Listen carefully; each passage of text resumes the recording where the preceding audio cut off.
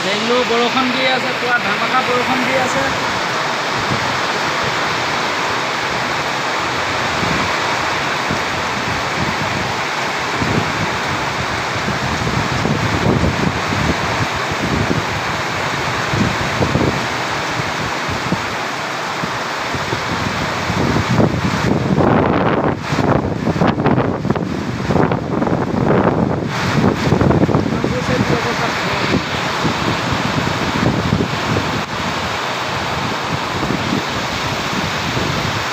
ধামাকা বৰষুণ দি আছে ইয়াত বেংগলোৰ।